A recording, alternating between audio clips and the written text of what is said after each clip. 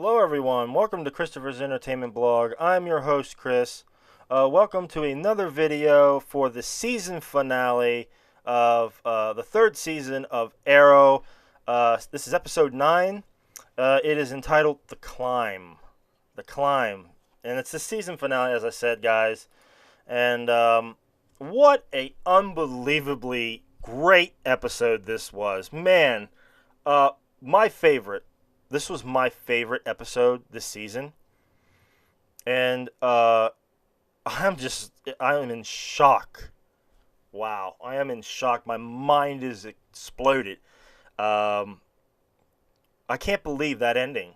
And I'm going to talk about the ending first because that is what is like the elephant in the room here.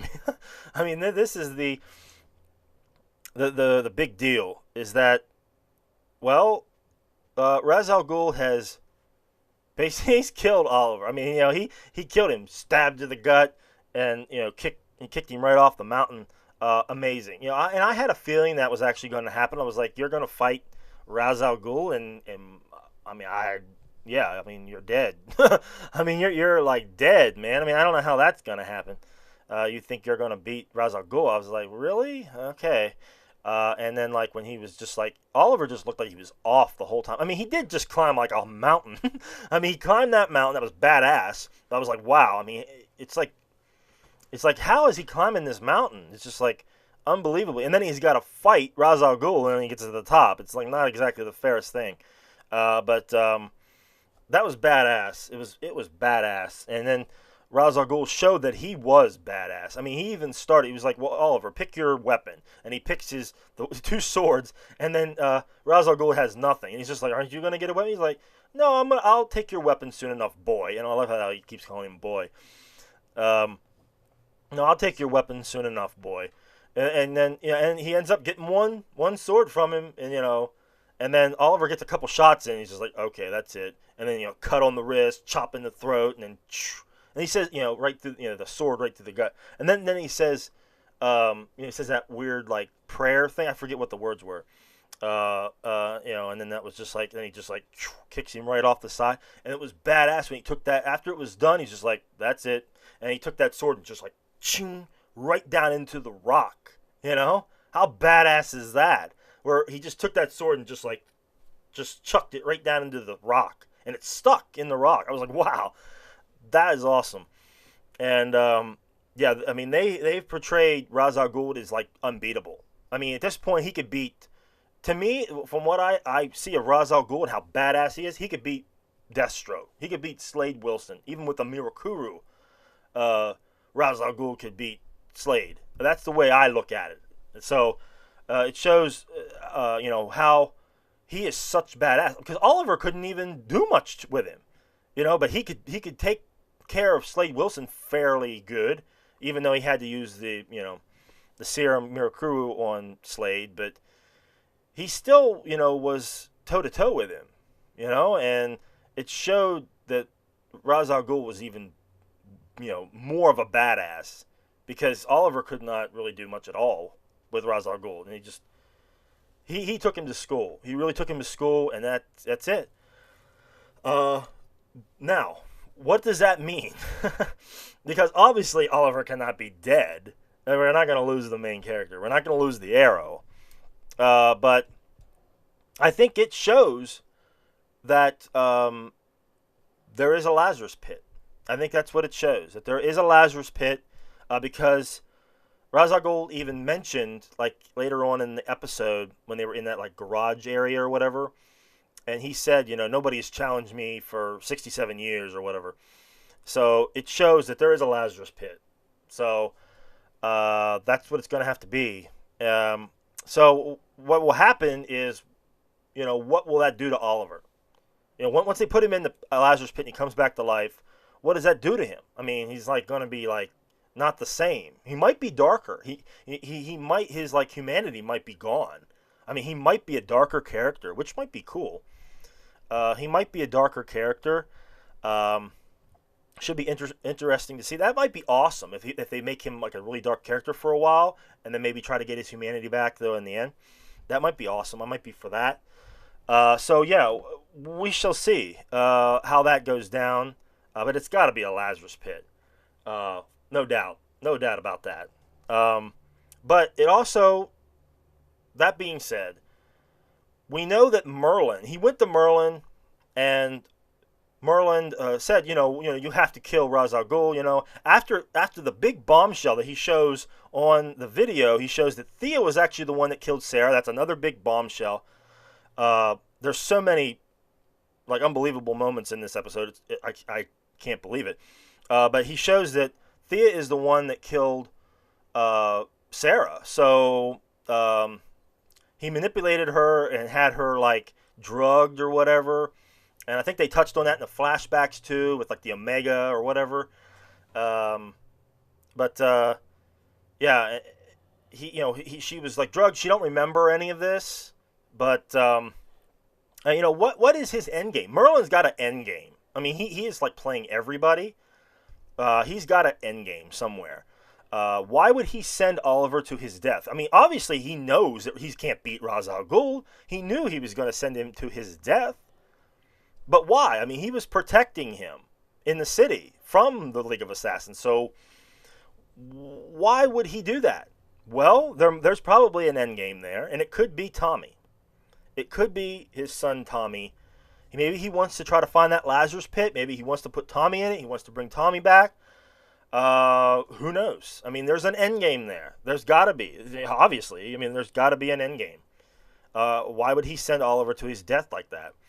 So, the bringing Tommy back is like the only thing I can think of, and that's one of the things that we'll have to wait and see, because that'll be crazy if that happens. Absolutely crazy. And if that happens, that means Sarah can come back. Why not put Sarah in the Lazarus pit? Bring back Sarah. Bring back Tommy. Bring back, everybody that's died. Why not? You can certainly do it in the Lazarus pit. So maybe they're going to do that. Maybe they'll just bring everybody back. Why not?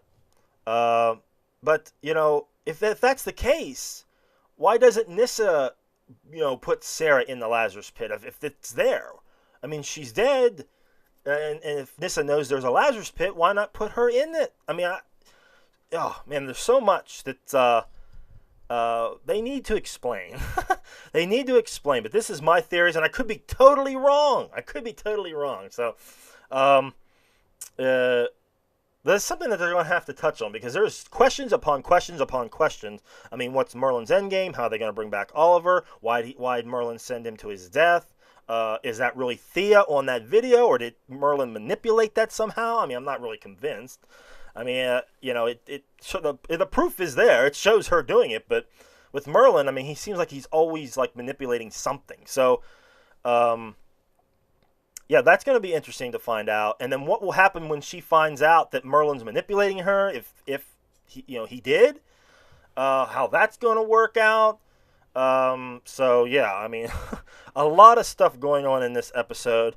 And also, before I forget, the Ray Palmer stuff with Felicity. Ray Palmer showed Felicity the Atom suit, and they had a whole backstory of why he, is doing what he's doing, because his wife was killed. So, yeah, amazing stuff, guys.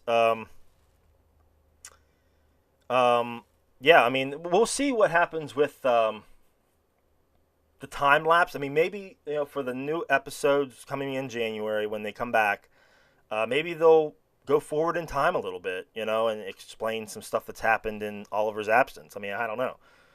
Is Felicity going to help Ray Palmer with the Atom suit? It looks like she is. So,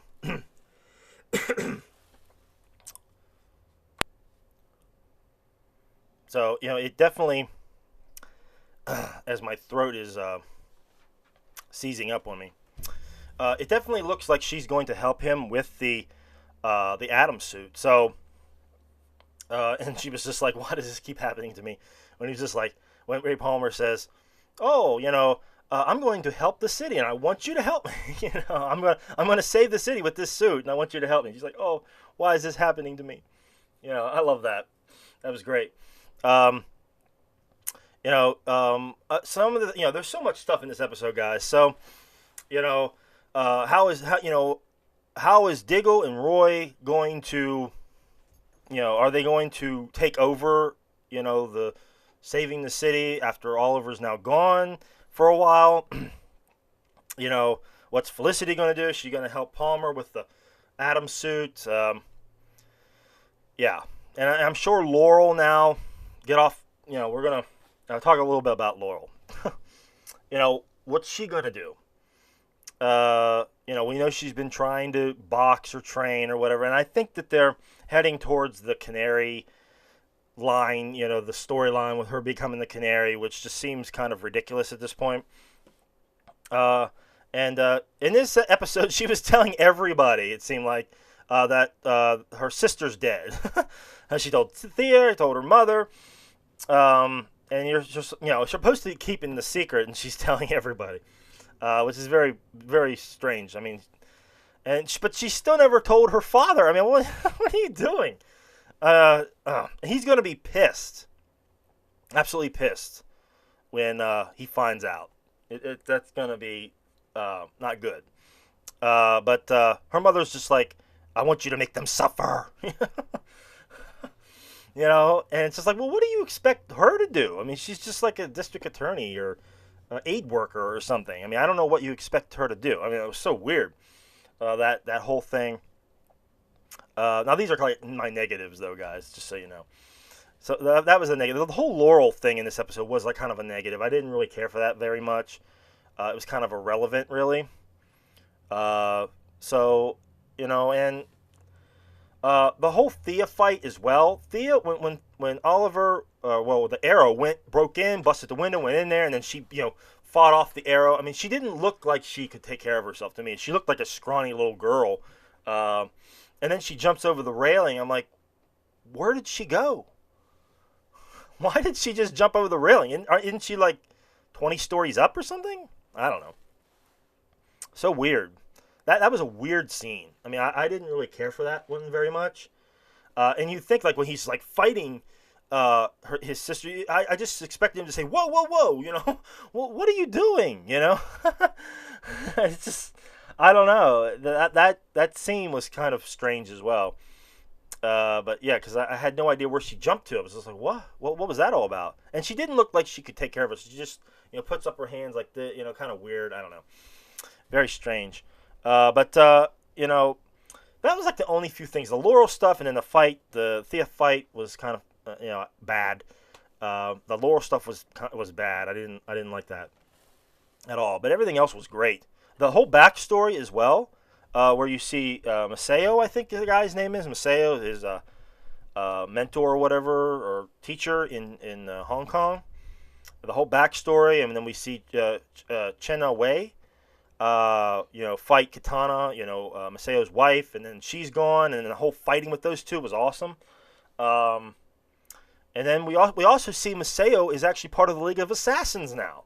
I mean, how did that happen? So, there's more backstory there. Now we need to know more backstory on Maceo, why he's with the League of Assassins. So, that's going to be very interesting. Finally, something more interesting to find out with the backstory, because most of the backstory stuff has been very slow and kind of like irrelevant, but until now, because now it's starting to become more relevant. It'll become even more relevant as we go on throughout the season. But man, guys, yeah, so much stuff, guys, so much stuff. This episode was jam-packed full of stuff. Well, very few negatives, but a lot of questions with Merlin, what his endgame is. That's like a big question. Is Thea really the killer or not? Is he manipulating that son? What's his endgame with Oliver and Ra's al Ghul? Is he trying to bring back Tommy? Why would he send Oliver to his death? Because he knows it. And who's going to save Oliver? Because, he got kicked off a mountain. So who's going to be the one to save him? That's going to be the question. Who's going to be the big bad guy in the second half? It's probably going to be the League, or it could be somebody else. I mean, I don't know. It could be Slade Wilson. I mean, there is rumors that maybe Deathstroke is coming back, so that could be a possibility. So there's a lot of stuff on the second half. I think it's just going to be jam-packed.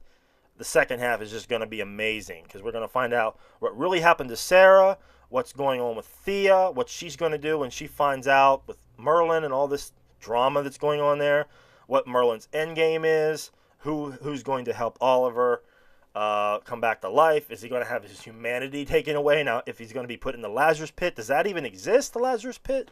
I mean, there's just so much stuff to to just jam pack into the second half of the season, guys. And I've enjoyed this season, I really do. And I've actually liking this episode. It's just so much jam packed goodness that I'm actually liking this season a little better than the second. Really, I'm enjoying this third season. I really am. But that's gonna be it for me, guys. Let me know in the comments below what anything that I've talked about. Let me know in the comments below what you think or what you think's going to happen. Is Tommy coming back or who's helping Oliver? What's what's the end game here? I mean, what's Merlin's end game?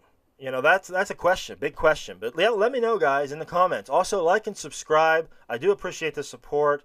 That's it for me. For the first half of Arrow Season 3. And it's been wonderful, guys. I'm not going to be back now until the show comes back. It's like in January, I believe. So, yeah, we got a little time off. But that's going to be it for me, guys. I'm Chris for Christopher's Entertainment Blog. Thanks a lot, guys. Take it easy.